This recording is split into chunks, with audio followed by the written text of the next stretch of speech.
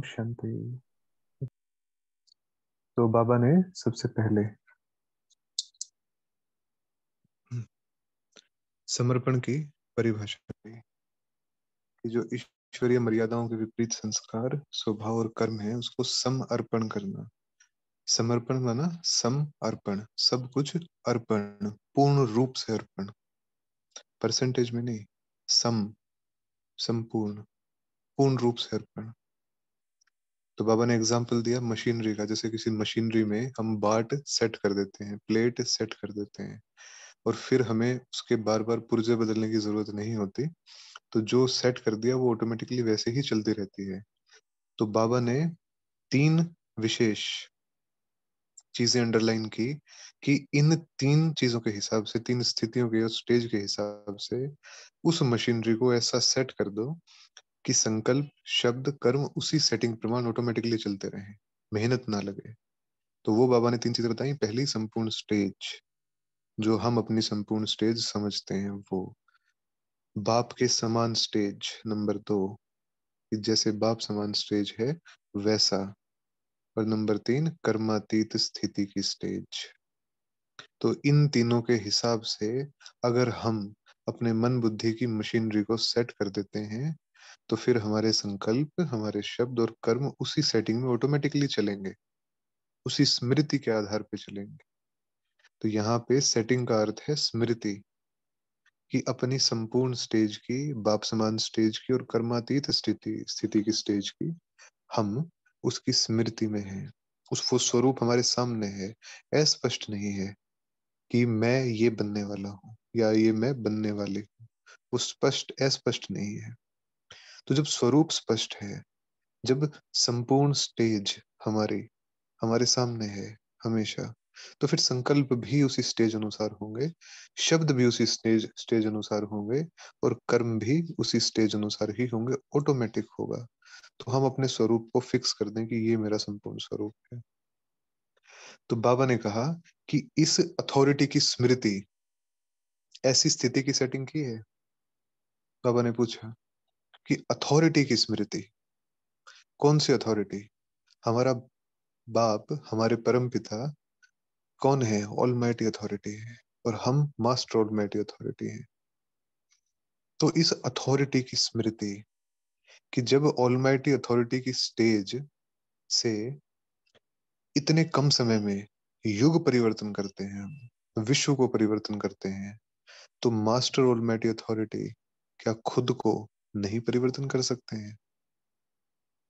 जब पूरे विश्व को इतने थोड़े समय में, 100 साल के अंतराल में परिवर्तन करते हैं, एक चंक ऑफ टाइम में परिवर्तन करते हैं, तो क्या खुद को नहीं कर सकते हैं मास्टर ऑलमाइटी अथॉरिटी? वो शक्ति नहीं है? तो master all mighty authority, all mighty माना सर्व शक्तिशाली, ऑल माइटी सर्व शक्तिशाली, सर्व शक्तियों से संपन्न। तो सर्व शक्तियों से संपन्नता की authority, master all mighty authority हम। तो इस स्थिति को सेट कर दो, तो कोई भी कमजोरी का कार्य, कमजोरी के संकल्प और कमजोरी के बोल निकलेंगे ही नहीं।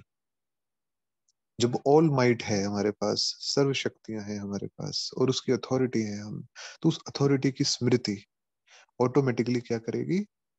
संकल्प भी सर्वदा शक्तिशाली, बोल भी सर्वदा शक्तिशाली, और कर्म भी सर्वदा शक्तिशाली। तो उसे सेट कर दें कि हम ये हैं। हम जैसे किसी अनेकों सोमानों का अभ्यास करते हैं, बार बार हम करें उसको, लेकिन हमारी संपूर्ण स्टेज के हिसाब से जो हमें महसूस होता है, वो कुछ सोमान हम सेट कर दें कि ये तो है ही है। इनके अलावा अभ्यास की वैरायटी, अभ्यास की भिन्नता, वो एक अलग चीज है। लेकिन जो हमारा स्वरूप है, वो स्वरूप स्पष्ट रहे हमारे सामने।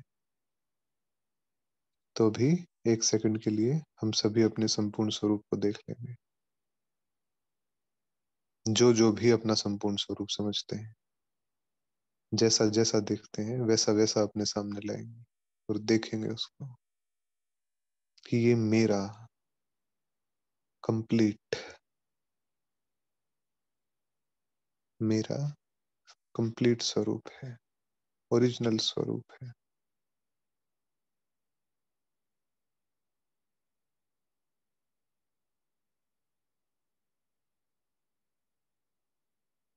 सर्व शक्तियों से संपन्न, सर्व ज्ञान रत्नों से संपन्न, सर्व गुणों से संपन्न, सर्व प्राप्तियों से सुसज्जित, ये मेरा संपूर्ण स्वरूप है।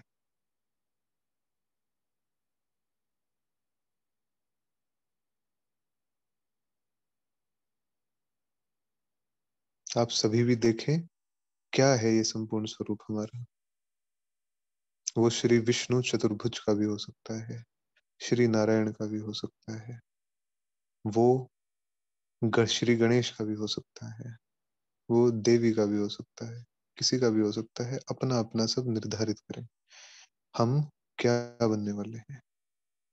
तो बाबा ने फिर आगे बताया कि सेट कर देने से फिर वो ऑटोमेटिकली चलती रहेगी और हम निरंतर निर्विकल्प समाधि में रहने वाले सहज योगी बन जाएंगे। बाबा ने प्रश्न पूछा था, लेकिन हम विश्वास के साथ कह रहे हैं कि हम बन जाएंगे। तो बाबा ने कहा कि जो सदा के योगी होते हैं वो सदाचारी होते हैं। सदाचारी माना सदा आचार, सदा योग युक्त आचार। तो डगमग नहीं हो सकते, अचल अडोल हमेशा। तो प्रतिज्ञा रूपी स्विच सेट कर दो, क्योंकि प्रतिज्ञा रूपी स्विच सेट करने से फिर प्रैक्टिकल में, प्रमाण में आना सहज हो जाता है। तो निरंतर योग युक्त रहना प्रतिज्ञा के स्विच से सहज हो जाएगा। फिर बाबा ने पांडवों का मिसाल दिया और कहा कि पांडवों को पहाड़ पे गला हुआ दिखाते हैं कि पहाड़ पे जाके गल मरे। तो पहाड़ का बाबा ने भावार्थ बताया। पहाड़ माना जो धरती से ऊंचा होता है। तो धरती अर्थात नीचे की स्टेज, और उसे छोड़कर जब ऊंची ऊंची स्टेज पे हम जाते हैं तो अपने पास्ट के और ईश्वरीय मर्यादाओं के विपरीत जो भी संस्कार, स्वभाव, संकल्प, कर्म और शब्द जो भी हैं उसमें मर्जीवा अर्थात गल गए, माना वो सदा के लिए मर्ज हो गए और ईश्वरीय संस्कार मर्यादाएं इमर्ज हो गए सदा के लिए। तो पांडवों का मिसाल बाबा ने दिया कि गल गए माना भूल गए, विस्मृत हो गए, चले गए, समा गए, परिवर्तन हो गए।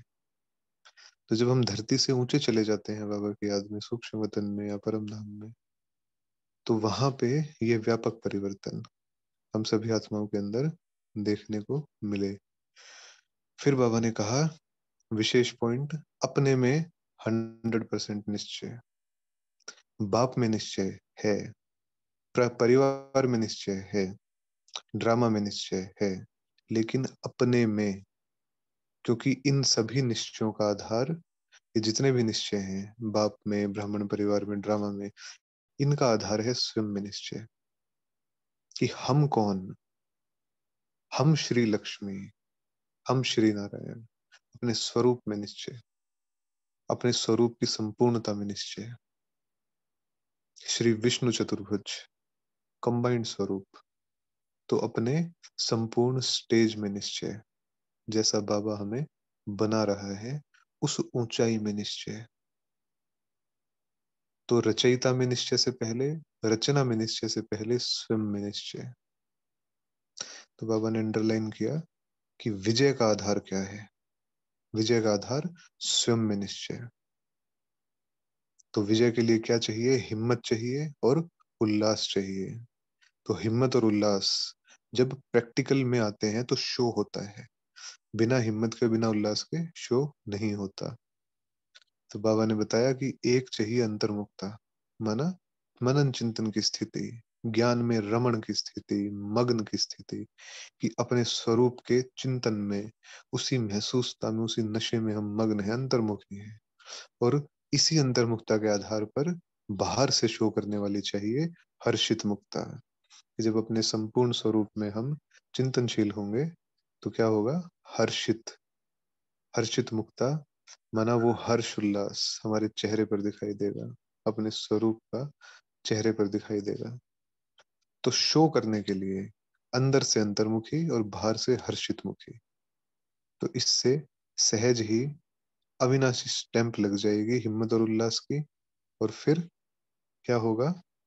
सदा काल के लिए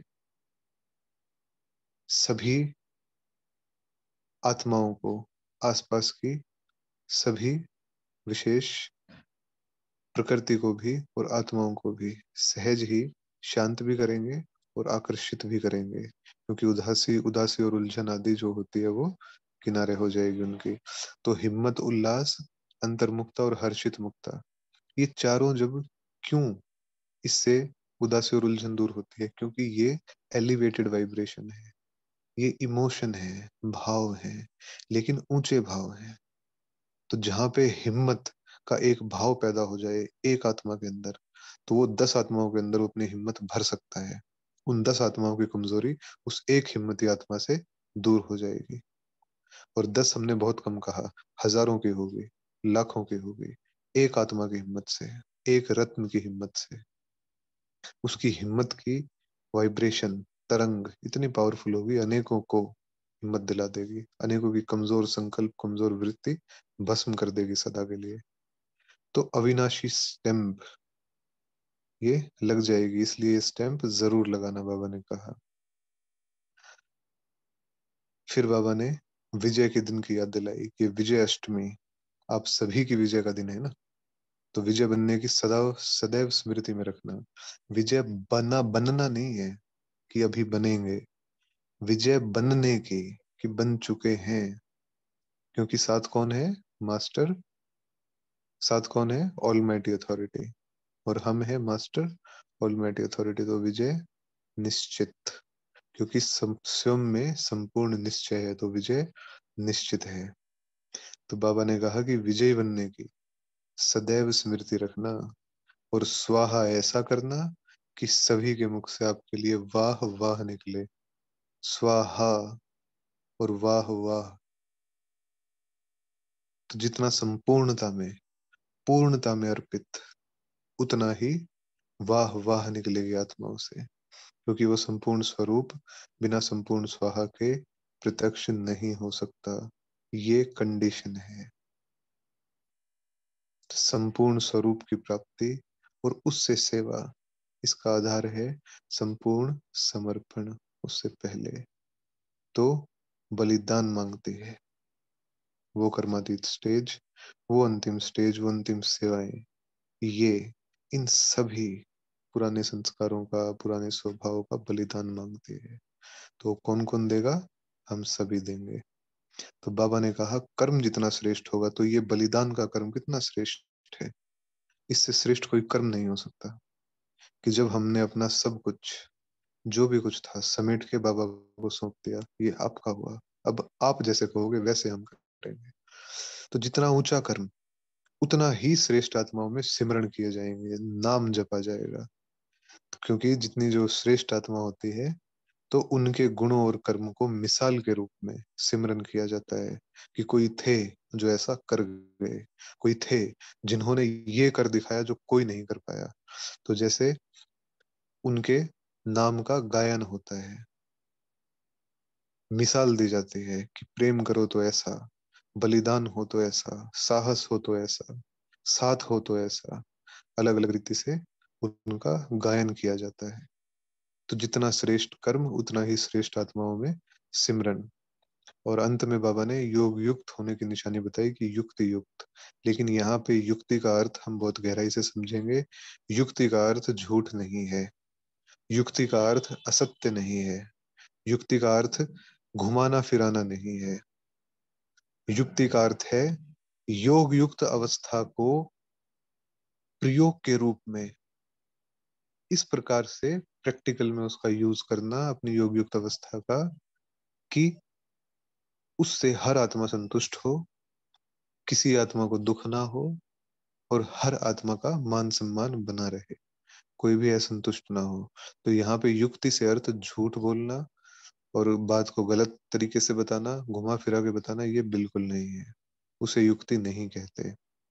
युक्ति उसे कहते हैं जिसमें कि सर्व की कल्याण और सर्व की संतुष्टता समाहित हो। तो योग युक्त अर्थात किसी आत्मा को हर्ट ना हो, कोई भी आत्मा असंतुष्ट ना हो। इस प्रकार के कर्म, इस प्रकार के संकल्प, इस प्रकार के बोल, तो युक्ति उसको कहा जाता है जिसमें सर्व की संतुष्टता समय हो। यदि विकर्म हो रहा है तो वो युक्ति नहीं है। इसलिए इसे जिस अर्थ में बाबा कह रहे हैं उसी अर्थ में हमें समझना है। तो बाबा ने कहा कि योग युक्त का कभी कर्म और संकल्प भी विदाउट युक्ति युक्त अयुक्त नहीं हो सकता। तो एक कनेक्शन है। तो ये बाबा की अव्यक्त 1/8/1971 की अव्यक्त वाणी का चिंतन था। तो अभी फिर से एकाग्र होकर बैठेंगे सभी।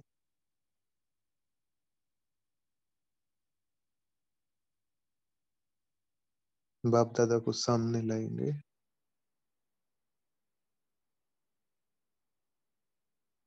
और अपने संपूर्ण स्वरूप को भी सामने लाएंगे।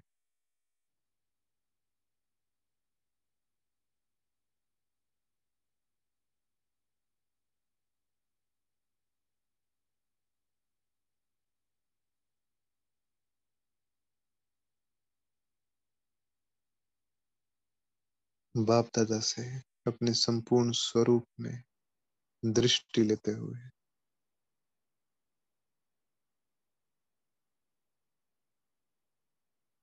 महसूस करेंगे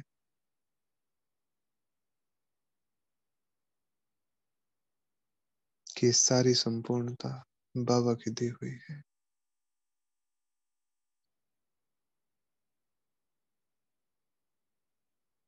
ये सारे गुण, ये विशेषताएं, ये ज्ञान, ये शक्तियां, ये सब एक बहुत सुंदर गिफ्ट की बास्केट बनाकर बाबा को अभी हम सौंप देंगे। बाबा, ये सब आपका।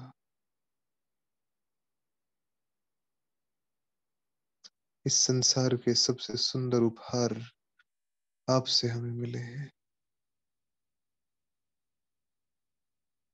ऐसा भाग्यशाली धरा पर और कोई भी नहीं जैसे हम।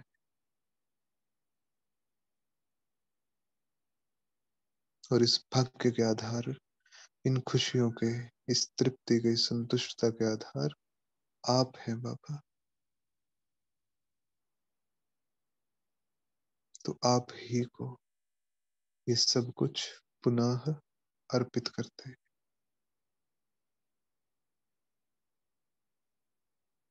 तो बाबा का दिया हुआ सब कुछ बाबा को ही अर्पण।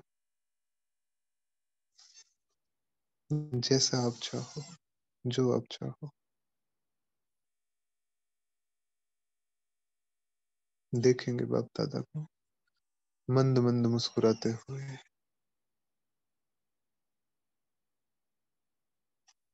सर्व शक्तियों से संपन्न दृष्टि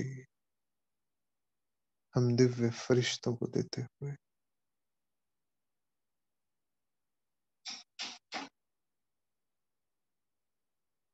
और ये दृष्टि लेते लेते साकार महावाक्यों का चिंतन करेंगे।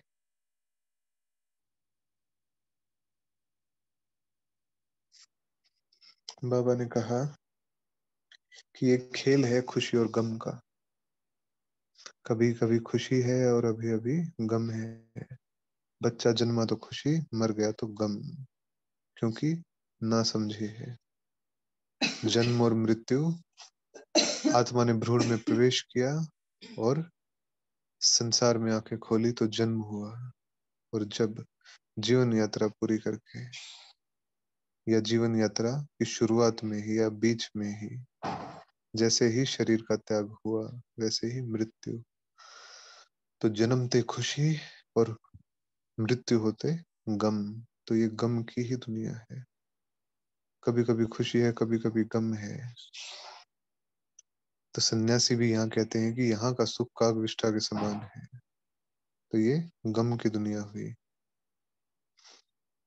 लेकिन ये कोई भी नहीं जानता, ना यहाँ रहने वाले मनुष्य जानते, ना सन्यासी जानते, कि सदा सुख और जहाँ गम का निशान, गम का नामो निशान नहीं है, ऐसी भी एक दुनिया है।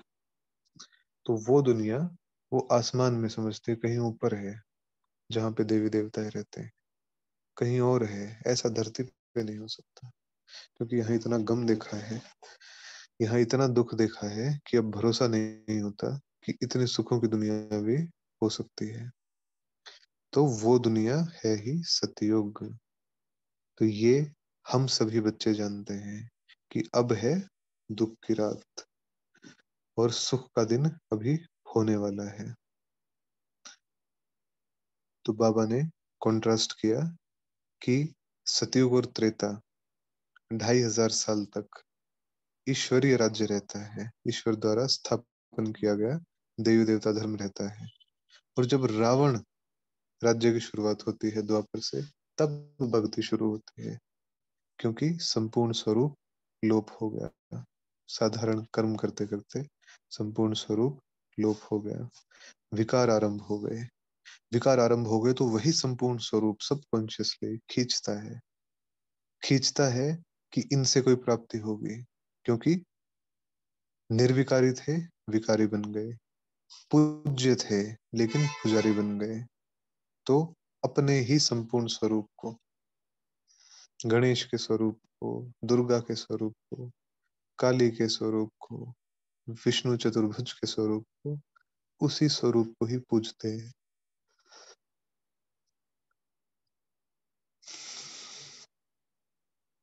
तो बाबा ने समझाया कि दुनिया जानती ही नहीं कि परमात्मा से मिलता क्या है। परमात्मा को पुकारते सब हैं, और हर और सुख और दुख का श्रेय भी परमात्मा को ही देते हैं। अगर कोई घर में सुख की बात हुई तो परमात्मा की देन है, परमात्मा की मेहर है। और अगर दुख की बात हुई तो पता नहीं परमात्मा हमसे क्या चाहता है, पता नहीं ऐसा उसने क्यों किया। तो बाबा समझाते हैं कि मैं दुख देने नहीं, मैं तो हमेशा सुख देने आता हूँ। लेकिन श्रीमत पर तो चलो, मेरी श्रीमत पर चलोगे तो सुख मिलेगा। तो और मैं तुम्हें शांति धाम और सुख धाम का रास्ता बताने आया हूँ। तो बाबा या भगवान दुख नहीं देता, वो हमारे अपने कर्मों का है। लेकिन खुद को कटघरे में खड़ा करने की हिम्मत ना होने के कारण और कोई एक्सप्लेनेशन, ज्ञान ना होने के कारण उंगली एक की ही तरफ जाती है कि ये ऊपर वाले ने क्या किया, ये अनहोनी हमारे साथ क्यों हुई, उसी की तरफ उंगली जाती है।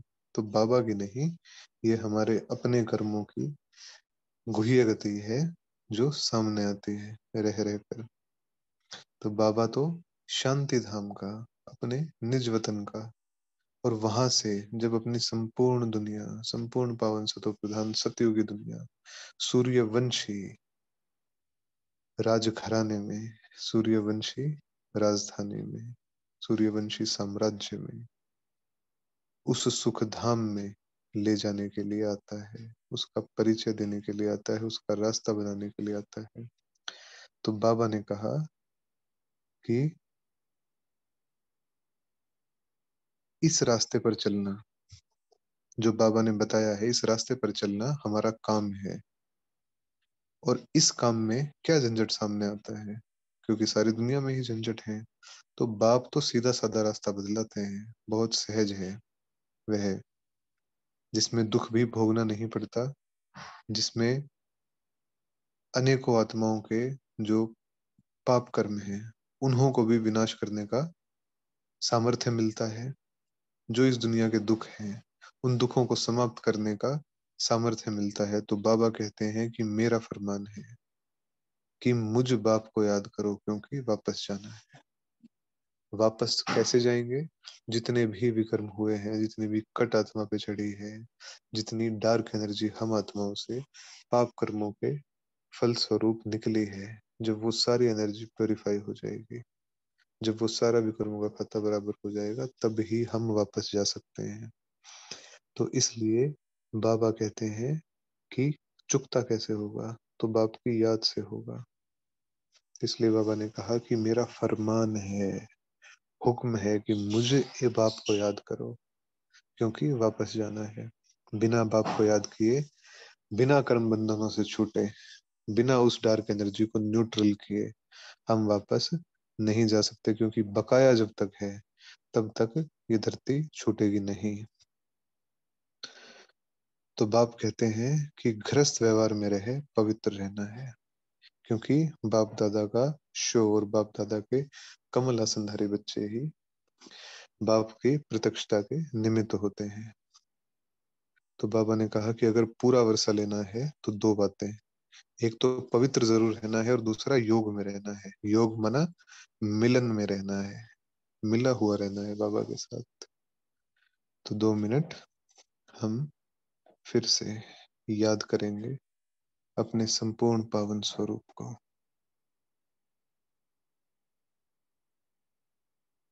पावनता के दिव्य फरिश्ते,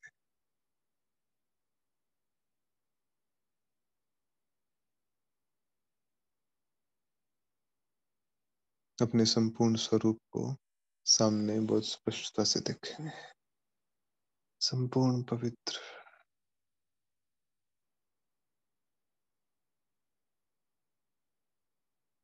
पवित्रता, पावनता, पूर्णता में कोई कमी नहीं, कोई मार्जिन नहीं, कंप्लीट।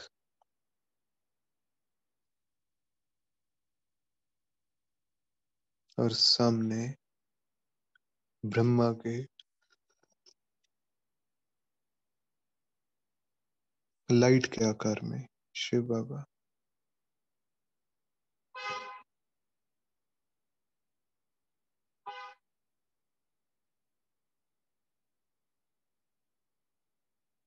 और बाबा की दृष्टि से हमारी पावनता सारे ब्रह्मांड में फैल रही है।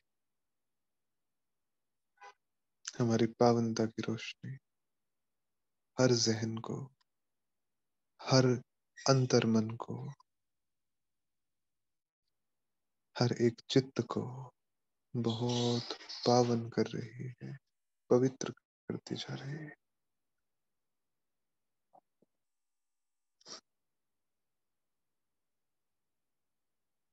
हर आत्मा की गंदगी और कचरा सब साफ और गहराई से महसूस करेंगे अपने संपूर्ण स्वरूप को।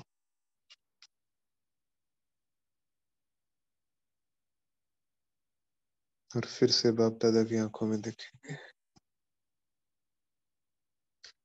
तो बाबा ने समझाया कि इस दुनिया में, इस पुरानी दुनिया में मनुष्य क्या समझते हैं कि पवित्र रहना बहुत मुश्किल है, क्योंकि ऐसी शिक्षा किसी ने कभी नहीं दी।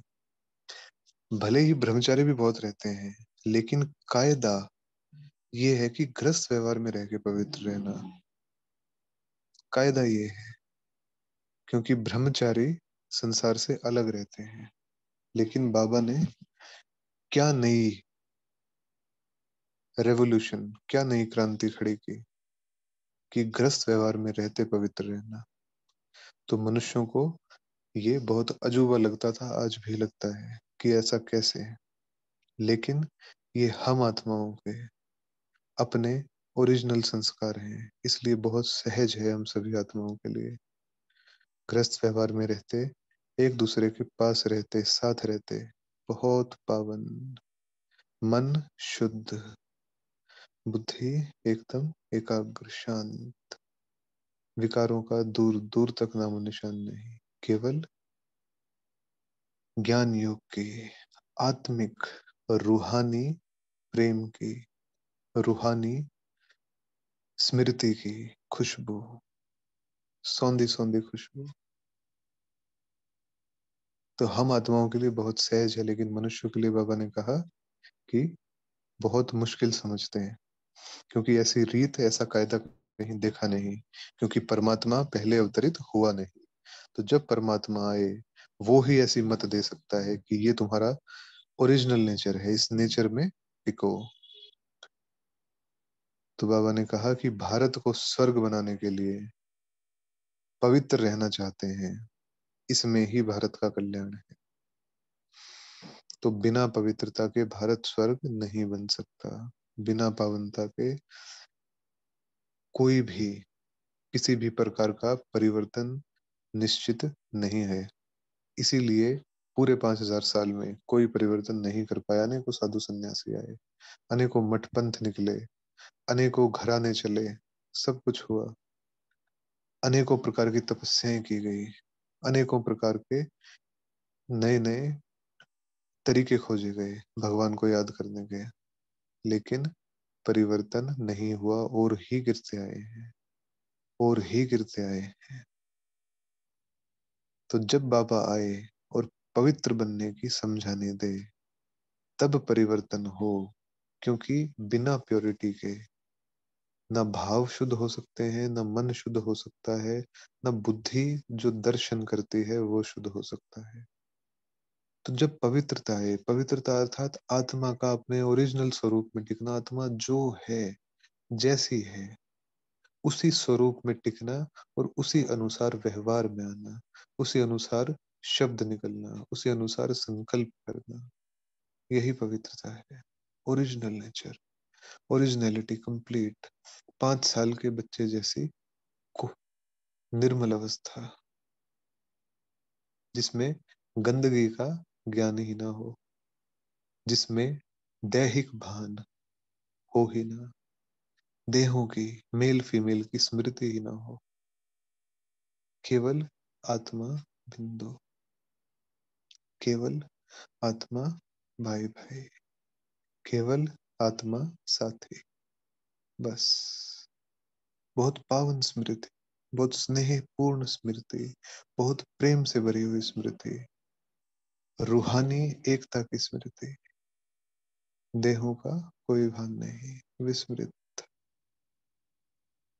तो ऐसा तो केवल बाप ही बना सकते हैं। तो बाबा ने कहा कि सतयुग तो पवित्र दुनिया है, तो संगम पे जो पवित्र बनेंगे वही पवित्र दुनिया के मालिक बनेंगे।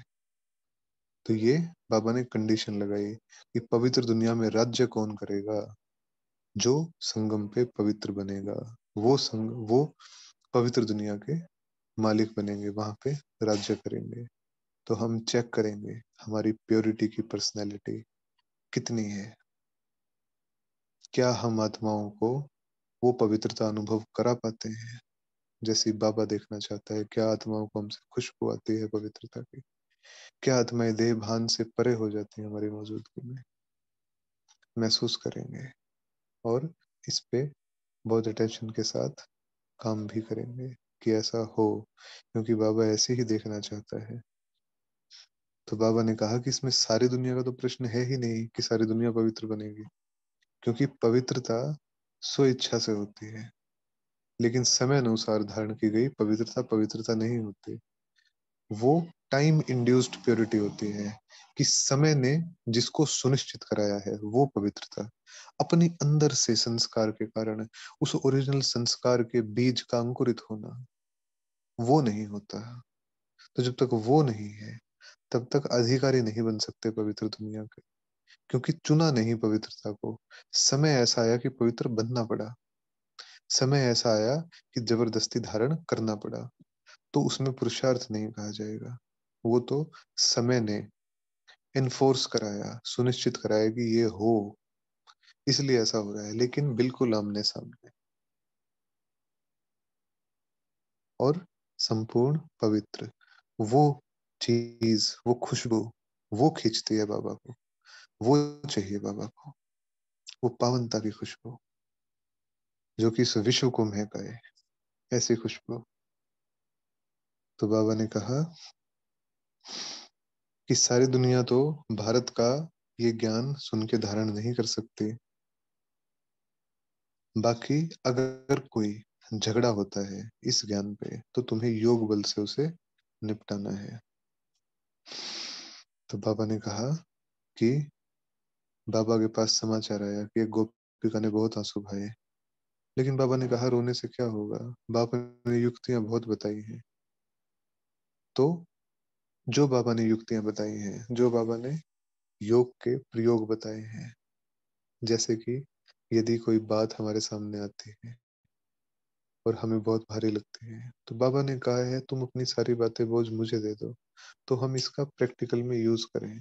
हम बाबा को बुलाएं अपने सामने कि बाबा आओ, आपने कहा था कि मुझे दे दो, तो अब ये आप लो, इस चीज को हमसे लो, हमें निश्चिंत करो।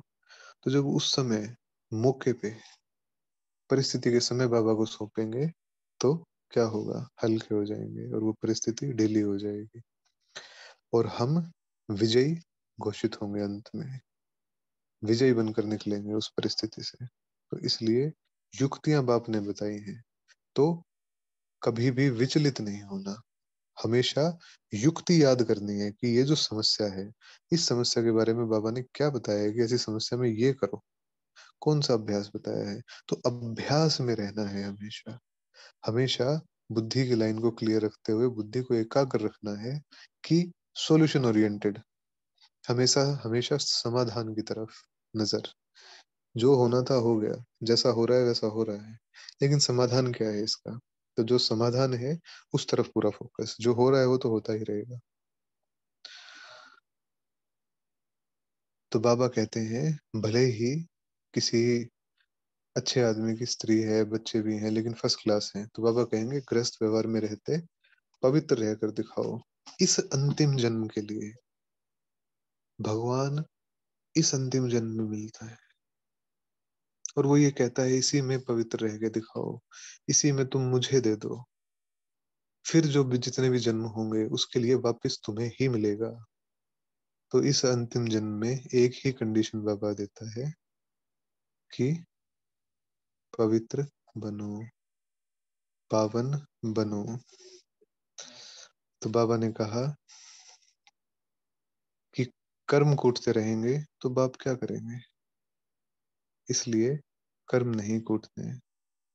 माना जो बाबा ने मत दी है उस मत पर चलना है, उस मत को धारण करना है, उस मत से बल मिलता है जिस बल से हम इन परिस्थितियों से छूटते हैं। तो बाबा ने कहा कि यहाँ ही कमल फूल समान बनना है, यहाँ ही, यहाँ ही कमल फूल समान बनना है, यहाँ ही अपना अपना कर्म बंधन, अपना अपना जो भी स्वभाव संस्कार है, जो रुकावट देता है, जो मन बुद्धि को खींचता है, उसका समाधान करना है। उसकी दवाई जो अलग अलग है जो बाबा से मिलती है, वो हमें समय समय पर लेते रहना है। तो 2 मिनट के लिए एकाग्र होंगे बाबा के स्वरूप पे और देखेंगे कि मुझ आत्मा की अनेकों रस्सियां इस संसार में फैली हुई है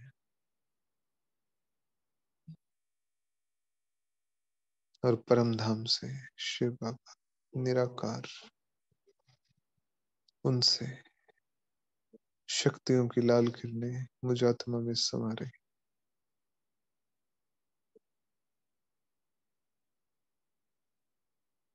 और समाते हुए जितनी भी ये रस्सियां इस संसार में जहां जहां भी जुड़ी हुई है, जिस जिससे भी जुड़ी है, वो भस्म होती जा रही है सदा काल के लिए।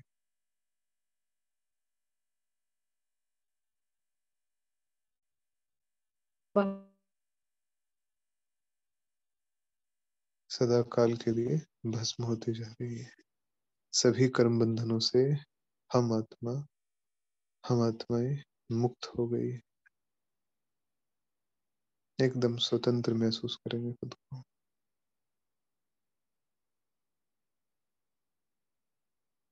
एकदम स्वतंत्र महसूस करेंगे।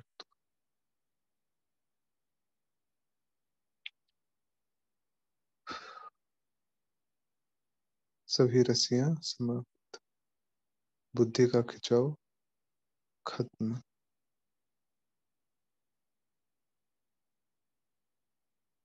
फिर बाबा ने कहा कि यदि किसी के पास बहुत पैसे हैं तो पाप करने की दरकार नहीं है, शांति से बाबा की याद में बैठो और कमाई करो, परंतु काम करने से पहले राय लो। तो बाबा ने कहा कि यदि बहुत धन संपत्ति है तो कोई जद्दोजहद की जरूरत नहीं है, शांति से बैठ के बाबा को याद करो। लेकिन फिर से वही बात आती है कि समेटा कितना है। यदि समेटा नहीं है तो और ही ज्यादा विस्तार होता जाएगा, विस्तार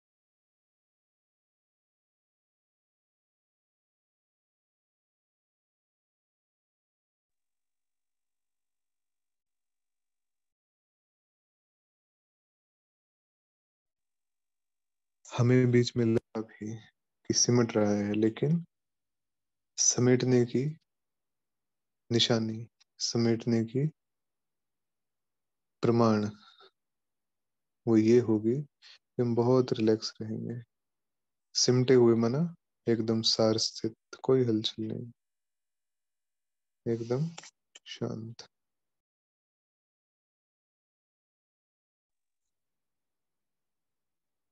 फिर आगे बाबा ने कहा कि सुबह उठ बाबा को कैसे याद करना है। जैसे हम कई बार प्रश्न आता है हमारे मन में, बाबा को अमृत वेले कैसे याद करें, कौन सा विशेष अभ्यास करें। तो बाबा ने कहा कि तुम सुबह उठकर बाप को याद करो और अपनी प्राप्तियों को याद करो कि बाबा आप कितने मीठे हो, आप हमको क्या से क्या बनाते हो। क्या बनाते हैं बाबा हमें? स्वर्ग के मालिक।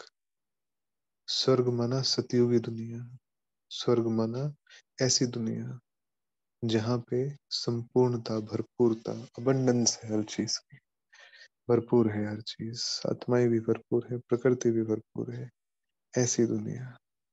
और उस दुनिया के हम मालिक, संपूर्ण सुखों की दुनिया, सुकून की, शांति की दुनिया, उस दुनिया के हम मालिक। तो बाबा हमें ऐसा बनाते हैं, तो अपने उसी राजाई स्वरूप को, अपने उसी सतयुगी महल को, सतयुगी राजधानी को, सूर्यवंशी साम्राज्य को हम याद करें सुबह उठते ही अमृत वेले में। कहाँ जाने वाले हैं, कहाँ ट्रांसफर होने वाले हैं। लेकिन इसमें कई बार ये प्रश्न आता है कि कल का किसने देखा है, जो कुछ है आज ही है। लेकिन ये हम बहुत गहराई से समझ लें कि आज जो हम कर रहे हैं, आज जो एनर्जी हमने फैला दी इस ब्रह्मांड में, संकल्पों के रूप में, बोल के रूप में, और अपनी एक सबकॉन्शियस फीलिंग के रूप में, वैसी ही एनर्जी हमारा भविष्य निर्माण कर रही है। तो ये व्यर्थ नहीं है कि कल होगा या नहीं होगा।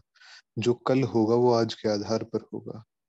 तो आज जब हम उस सूर्यवंशी संपूर्णता को, सूर्यवंशी राजाई को, उस सूर्यवंशी घराने को बहुत स्पष्ट देखेंगे और उस गद्दी पे अपना आधिपत्य देखेंगे, तब वो गद्दी हमारी होगी। आज ही अगर हमने बीज नहीं डाला तो कल हम ये नहीं कह सकते कि हमने किया तो बहुत था लेकिन मिली नहीं। बिल्कुल भी नहीं। ये तो लॉ है। परमात्मा निर्धारित नहीं करता कि कौन बैठेगा और कौन नहीं। वो तो आत्माओं को विधि बताता है कि ऐसा करने से ये होगा। तो यदि हम उस विधि का पालन करेंगे, यदि उसकी स्मृति के नशे में रहेंगे, जैसे बाबा ने अव्यक्त वाणी में कहा, संपूर्ण स्टेज को सेट कर दो तो मशीनरी ऑटोमेटिक चलेगी। तो वैसे ही जो हमारा संपूर्ण स्वरूप है, स्वर्ग के मालिक की स्मृति अगर हमने आज सेट की है, तो कल इसकी अभिव्यक्ति होगी ही होगी, क्योंकि हमने बीज डाला है। डाला है तो फल निकलेगा अपने समय पर। तो कभी भी हमारे मन में ये ना आए कि कल किसने देखा। देखा, किसने देखा? हमने देखा। क्यों देखा? मास्टर त्रिकालदर्शी हैं इसलिए देखा। और देखकर क्या किया? निर्माण किया अपने भविष्य का, और निर्माण किया सारे विश्व के भविष्य का, हर आत्मा के भविष्य का। तो किसने देखा? हमने देखा। ये निश्चय, क्योंकि लॉ, इस ब्रह्मांड के कुछ नियम है, लॉज ऑफ यूनिवर्स, वो ऐसे ही काम करते हैं। तो जो कॉज है आज, वही कल इफेक्ट बन के निकलेगा। और यदि किसी को इसमें संशय हो तो वो करके देख सकता है, छोटे संकल्पों के रूप में। वो नेगेटिव भी कर सकता है और पॉजिटिव भी कर सकता है, दोनों ही कर सकता है। लेकिन पॉजिटिव करें तो ज्यादा फायदेमंद रहेगा। तो आप करके भी देख सकते हैं। कोई एक श्रेष्ठ संकल्प आज लीजिए और कल उसका प्रभाव देखिए अपने जीवन में, या कुछ समय में उसका प्रभाव देखिए अपने जीवन में। लेकिन बीज डालना पड़ेगा। तो बाबा ने कहा, बाबा समझाते हैं, दिन में भल गोरख धंधे करो, परंतु ब्रह्म मुहूर्त में उठ बाबा से मीठी मीठी बातें करनी चाहिए। लेकिन हम गोरख धंधे नहीं करेंगे, हम ईश्वरीय धंधा ही करेंगे दिन में भी। ब्रह्म मुहूर्त में उठ के बाबा से मीठी मीठी बातें भी करनी है, लेकिन दिन में गोरख धंधा बिल्कुल नहीं करना है, ईश्वरीय धंधा ही करना है। कि बाबा आपने तो कमाल किया है, 21 जन्म के लिए स्वर्ग की बादशाही आप देते हो हमें, है ना, 21 जन्म के लिए। आत्माओं को एक जन्म का ठिकाना नहीं है, यहाँ पे गारंटी मिलती है 21 जन्म की। तो बाबा ने कहा कि कहना नहीं है, बलिहार जाना है, करके दिखाना है। केवल कह दिया कि हाँ करेंगे, वो नहीं, करके दिखाना है, पूरा बलि चढ़ना है बाप पर। तो बाबा ने कहा सर्विस तो जहां तहां है, सिर्फ करने वाला हो कहीं भी सर्विस कर सकता है। और वर्तमान समय में तो हम सभी बहुत अच्छे से जानते हैं कि सर्विस इतनी है कि यदि कहीं बैठ भी जाएं और बैठ के योग करें तो वो भी, उसकी भी आत्माओं को बहुत जरूरत है। उस हल्के शांति के वायुमंडल की, उस हल्के सहयोग की, जो कुछ मिनट का ही हो, उसकी भी इस धरती को, इस समय मनुष्यों को जरूरत है। तो बाबा ने फिर से याद दिलाया कि सतयुग और त्रेता में तो पावन महाराजा और पावन महारानी होकर गए हैं, रावण की राजधानी शुरू होती है द्वापर से। तो ये पूरा ड्रामा, ये चारों युग, ये पूरा कल्प दो हिस्सों में बटा है, पावन और पतित। तो पावन महाराजा महारानी सतयुग त्रेता में, और रावण राज्य जब शुरू होता है, ईश्वरीय राज्य जब पूरा होता है, जब विकारों की शुरुआत होती है, तब द्वापर से शुरुआत होती है पतित महाराजा और महारानी की। तो बाबा हमें अच्छे कर्म तो सिखलाते ही हैं, लेकिन साथ में पद का भी साक्षात्कार कराते हैं। यह है प्रत्यक्ष फल का साक्षात्कार। प्रत्यक्ष फल अर्थात जो हमने वर्तमान में किया, जब ये ब्राह्मण जीवन में जो कुछ किया उसी का साक्षात्कार पहले होगा, और फिर हम शरीर छोड़ेंगे। नहीं तो ये उलाहना रह जाएगा बच्चों का कि हमें तो पता ही नहीं था कि हम ये बनेंगे, लेकिन बाबा ने ये प्रॉमिस किया हुआ है कि यहीं पे बता के ले जाएगा, दिखा के ले जाएगा कि तुम ये बनने वाले हो, ऐसा बनने वाले हो, तुमने ऐसे कर्म किए थे। और वो आत्मा स्वीकार करेगी उसको कि हाँ मैं इसी लायक हूँ, और फिर वो जाएगी संपूर्ण संतुष्ट करके, फिर लेके जाएगा, बिना बताए बिना दिखाए नहीं लेके जाएगा। तो बाबा ने कहा कि कर्म बंधन को आड़े लेना, कर्म बंधन की आड़ लेना, कि कर्म बंधन है लेकिन ये कमजोरी है। कर्म बंधन से छूटने की युक्तियां भी तो बाबा ने बताई है। हमने समझ लिया एक सेकंड में कि कर्म बंधन है, ठीक है, तो हम तरीका अपनाएंगे, युक्तियां लगाएंगे और उस कर्म बंधन को कर्मातीत होने की तरफ लेकर चलेंगे, उससे कर्म बंधन मुक्त होने की तरफ लेकर चलेंगे। तो बाबा ने कहा कि माया बड़ी प्रबल है, ऐसे नहीं कि स्वर्ग में क्या भी पद पाए, पुरुषार्थ तो ऊंच बनने का ही करना चाहिए, तो कमजोर संकल्प कभी भी नहीं। यदि माया प्रबल है तो कम हम भी नहीं हैं, यदि माया शक्तिशाली है तो कम हम भी नहीं हैं, हमेशा ये याद रहे। माया हमारे ही कमजोर संकल्प, कमजोर स्वभाव और कमजोर कर्म जो हो चुके, वही है और कुछ भी नहीं है। तो ताकत हमारी ज्यादा है, माया तो कुछ है ही नहीं। तो सामने आती है, प्यार से पुचकार के, दूर भगा के परिवर्तन कर देंगे। इतना ही है माया का खेल।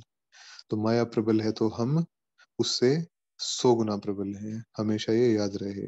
और पुरुषार्थ ऐसा नहीं कि काम चला लिया कि स्वर्ग में हम ऐसा वैसा बन जाएंगे, कोई बात नहीं, स्वर्ग तो होगा ना, सुख तो सबको समान मिलेगा ना, मर्तबा तो सबका समान होगा ना। नहीं, राजा राजा ही होता है, महाराजा महाराजा ही होता है, और सम्राट सम्राट ही होता है। उपाधियां सबकी अपनी अपनी है, लेकिन अंतर बहुत है। तो इसलिए पुरुषार्थ जो करना है वो तो ऊंच बनने का ही करना है, नीचे का तो एक सीढ़ी नीचे का भी नहीं चाहिए। उस लगन के साथ पुरुषार्थ करना है कि सबसे ऊंचा सर्वोच्च, उसके अलावा कुछ भी नहीं। क्योंकि मेहनत तो राजा भी करता है, मेहनत तो महाराजा भी करता है, लेकिन उस मेहनत का क्या फायदा जो सर्वोच्च ना मिले, तो थोड़ी सी और मेहनत कर लेंगे हम, तो जो संपूर्ण है, जो सर्वोच्च है, सर्वश्रेष्ठ है, वो मिल जाएगा हमें। इसलिए पुरुषार्थ हमेशा उसका, छोटा संकल्प कभी भी नहीं। तो आप सभी के वाणी का चिंतन पूरा हो चुका है। ठीक है जी, तो 2 मिनट में ही हम वरदान लेके और फिर पूरा करते हैं आज की मुरली को। तो सभी फिर से योग युक्त हो जाएंगे और सामने बाप दादा को देखेंगे दृष्टि देते हुए, और शक्तियां खुद में रिसीव करते हुए वरदान लेंगे बाबा से। सेवा के क्षेत्र में स्व सेवा और सर्व की सेवा का बैलेंस रखने वाले माया जीत भव। सेवा के क्षेत्र में स्व सेवा और सर्व की सेवा का बैलेंस रखने वाले माया जीत भव। सर्व की सेवा के साथ साथ पहले स्व सेवा आवश्यक है। यह बैलेंस सदा स्व में और सेवा में उन्नति को प्राप्त कराता है। इसलिए सेवा के क्षेत्र में भागदौड़ करते दोनों बातों का बैलेंस रखो तो मायाजीत बन जाएंगे। बैलेंस रखने से कमाल होती है, नहीं तो सेवा में भारी मुक्ता के कारण कमाल के बजाय अपने व दूसरों के भाव स्वभाव की धमाल में आ जाते हो। सेवा की भागदौड़ में माया बुद्धि की भागदौड़ करा देती है। तो इसलिए सेवा करते समय स्व सेवा और सर्व की सेवा का बैलेंस रखना। तो इस वरदान को बहुत गहराई से स्वीकार करेंगे।